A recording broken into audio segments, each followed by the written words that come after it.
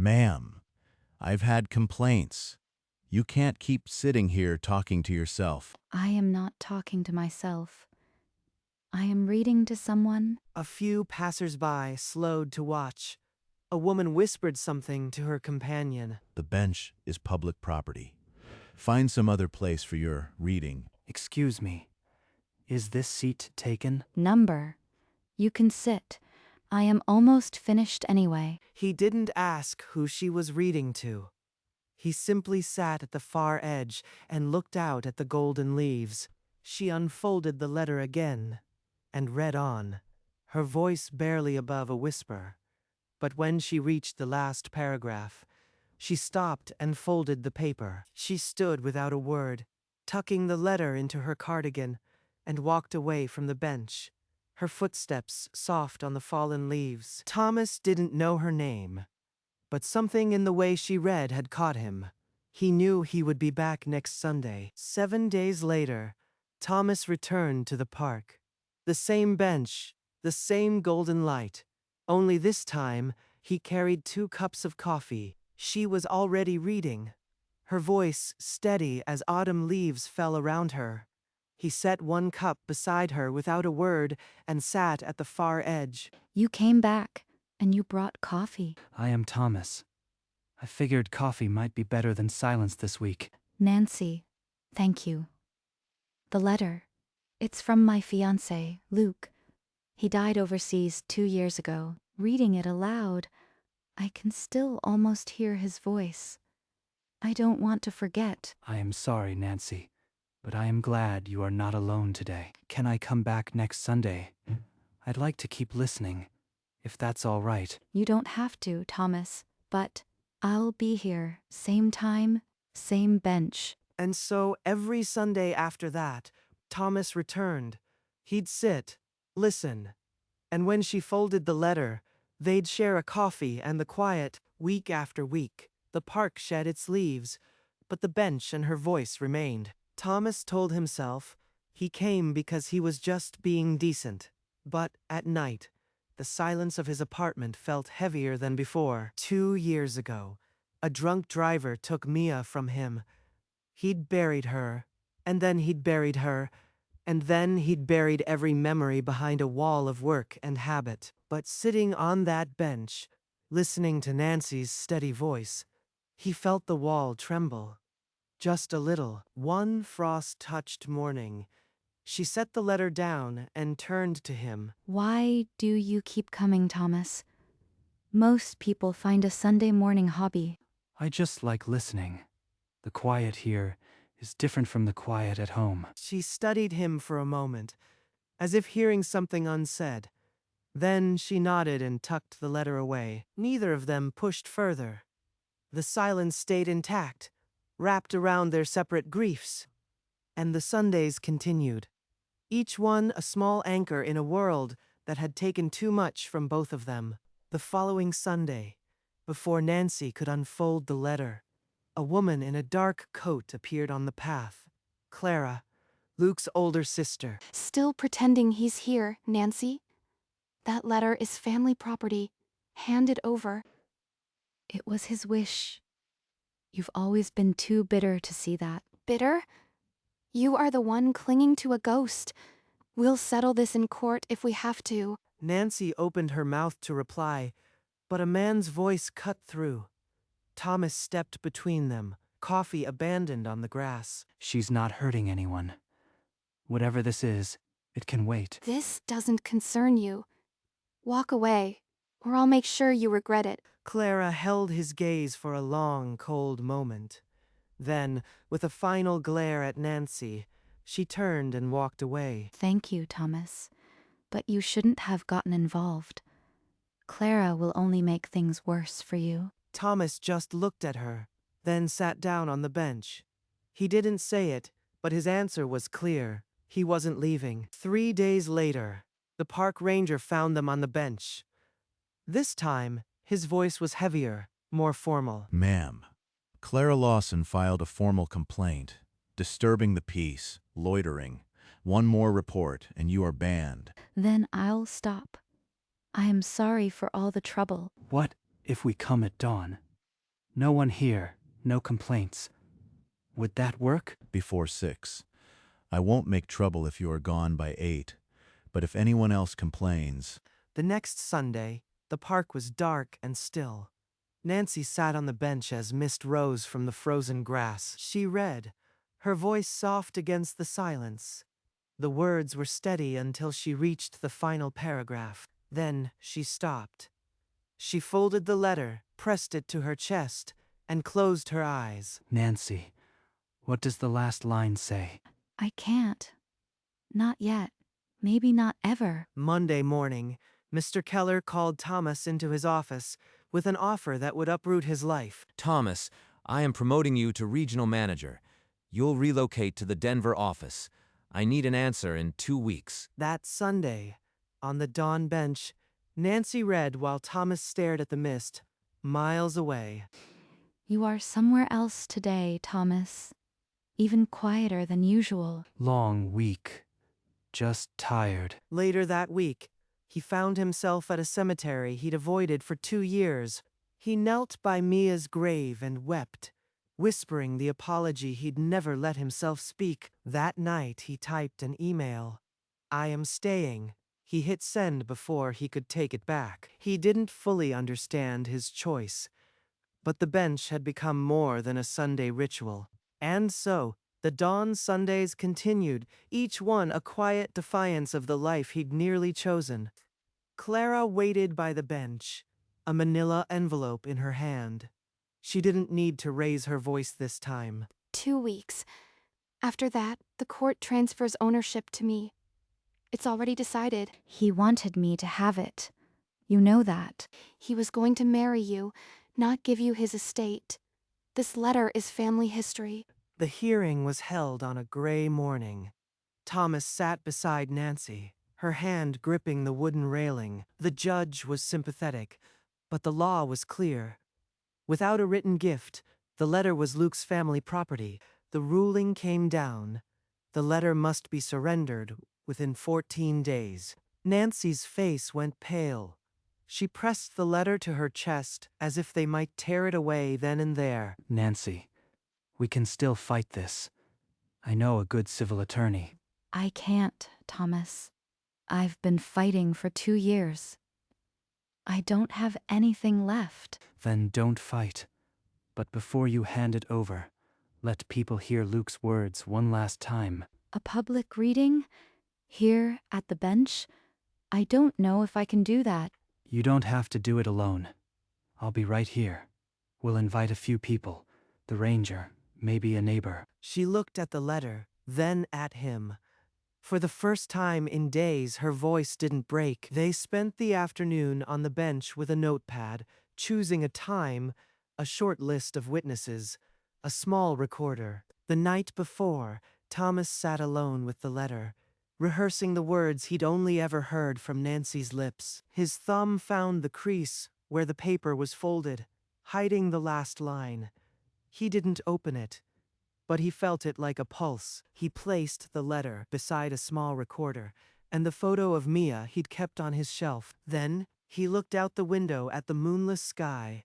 Dawn was hours away, but the bench was already waiting. The last Sunday of the letter was about to begin.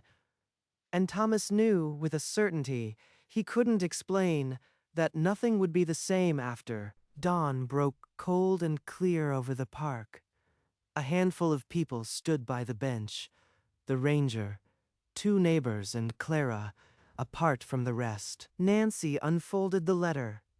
Her voice, when it came, was surprisingly steady.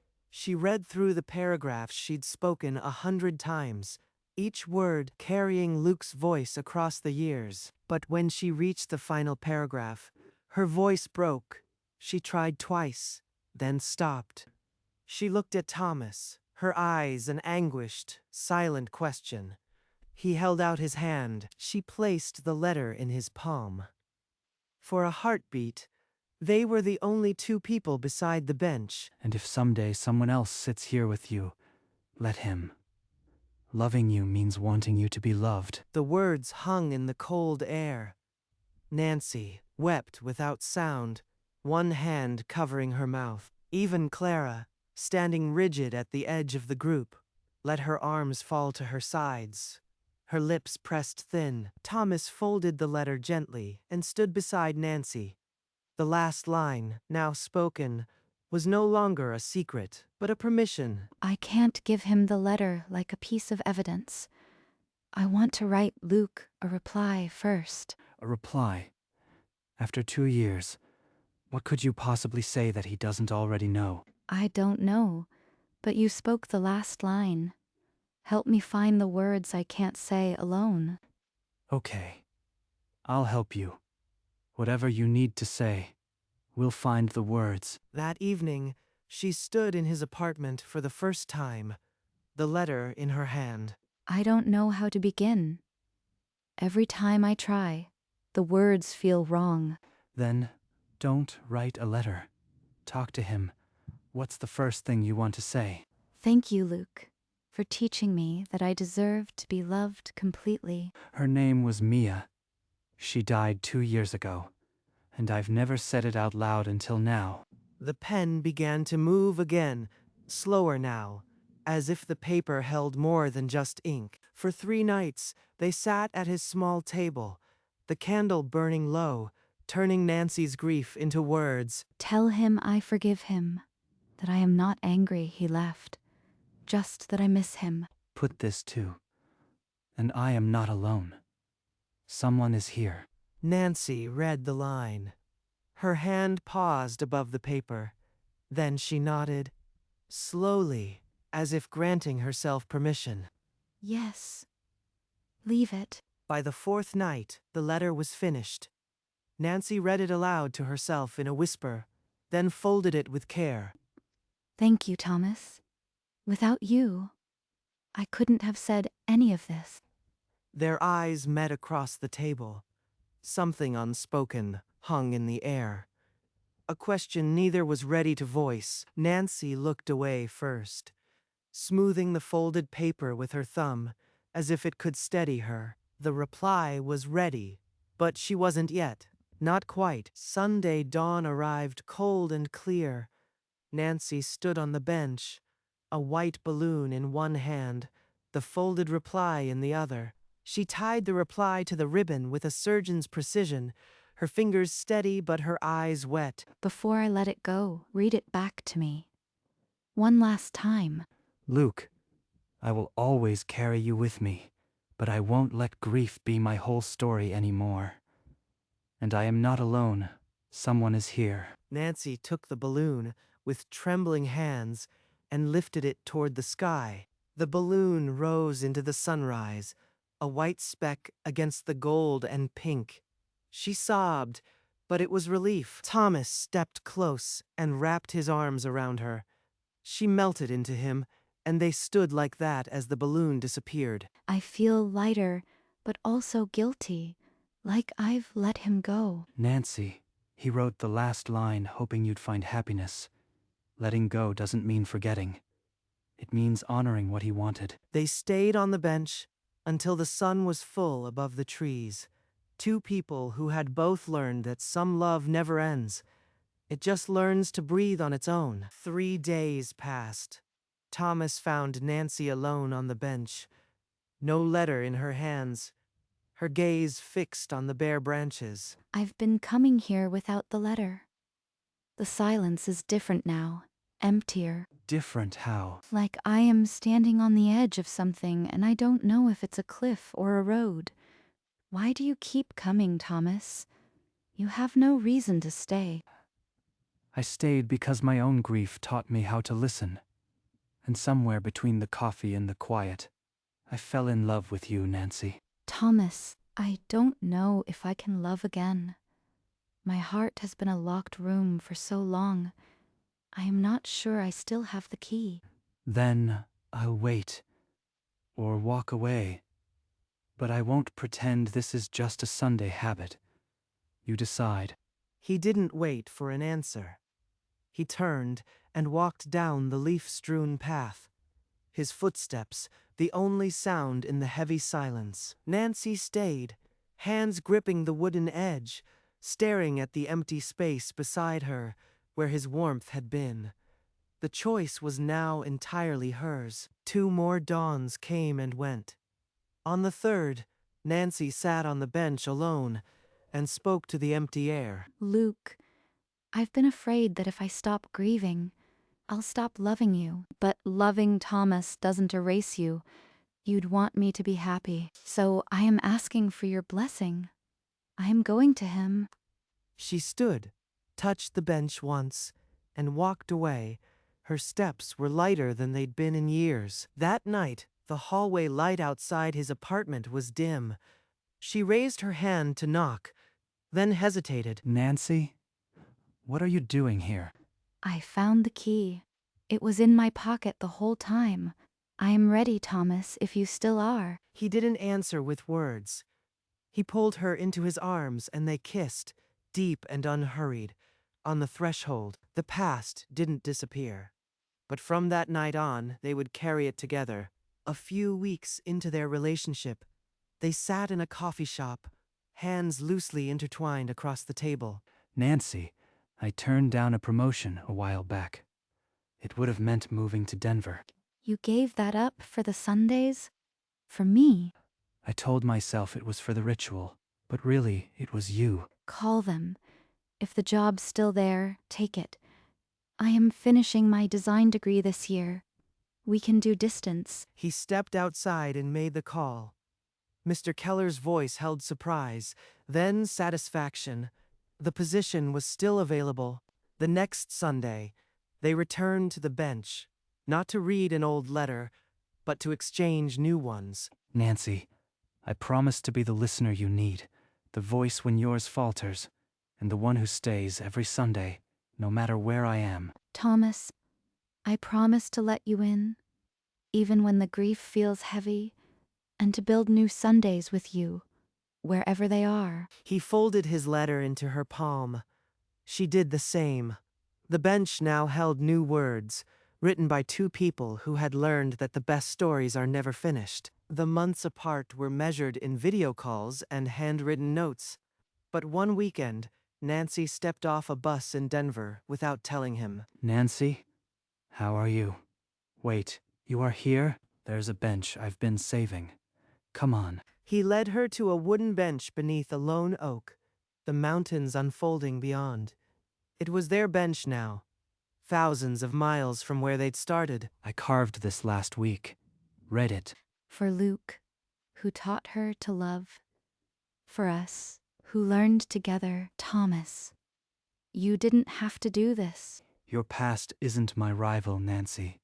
It's part of you, and I love all of you. She traced the carved letters with her finger, then turned and pulled him close.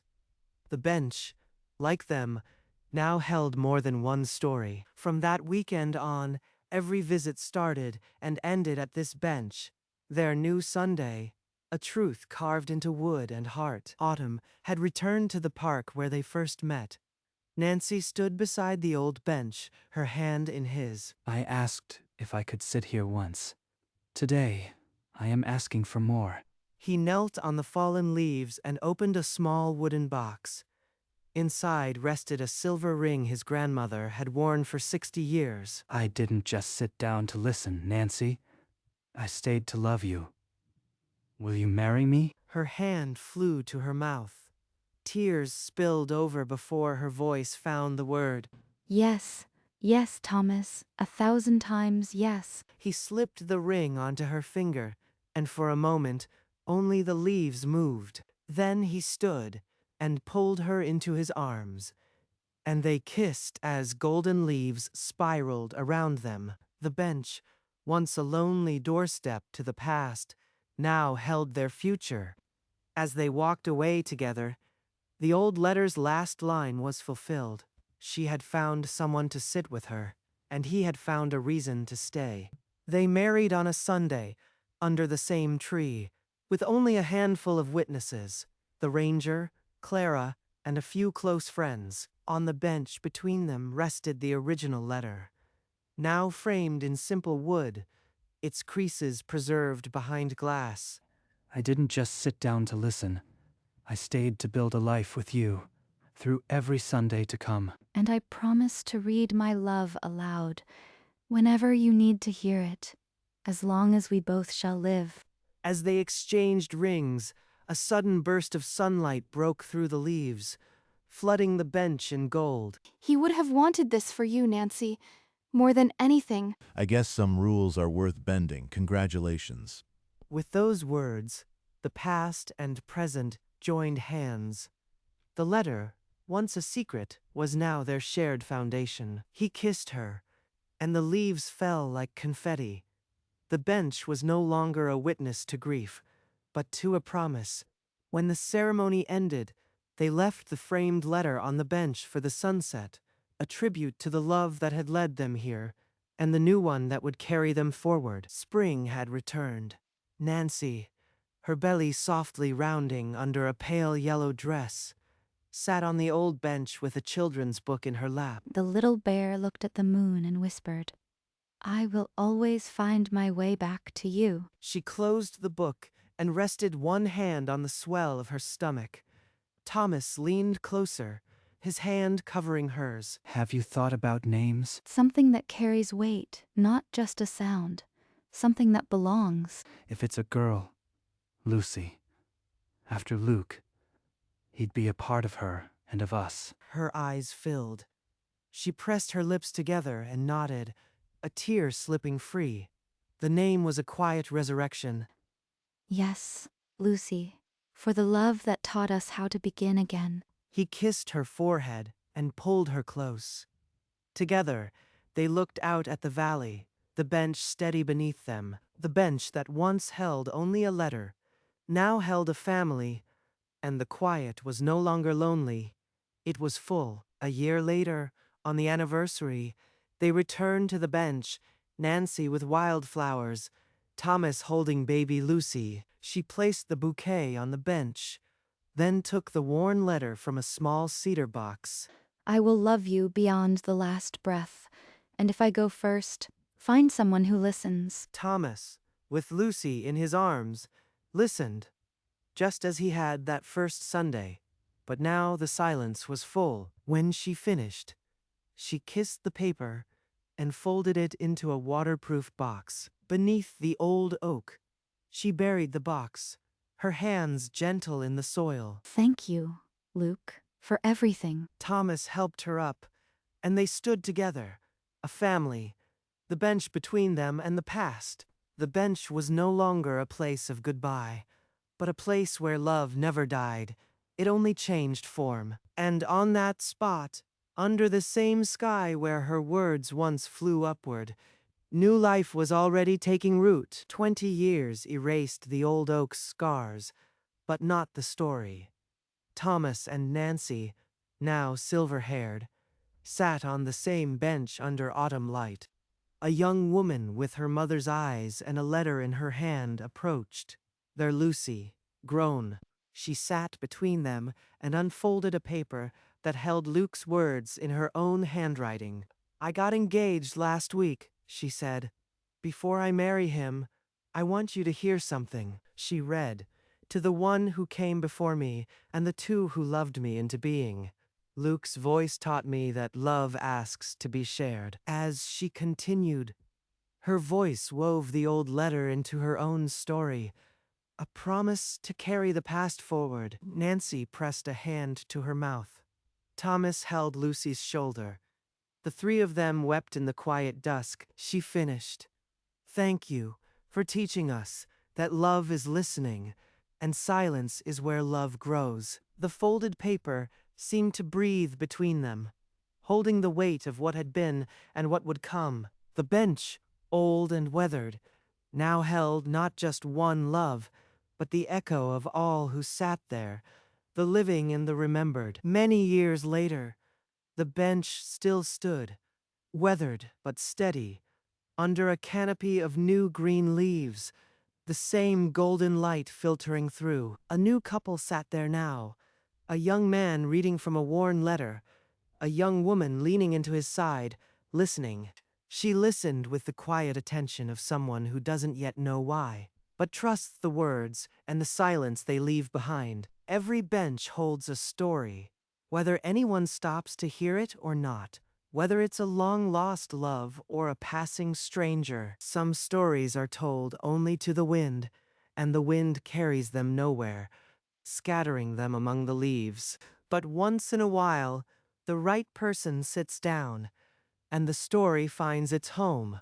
This bench had heard it all: grief that clung to weathered wood, promises that bloomed like spring. As the new couple stood and walked away, their hands intertwined, the bench settled back into its quiet waiting. A small bouquet of wildflowers rested on the seat, and a folded paper full of words, its ink fading but eternal. I read his last letter here every Sunday.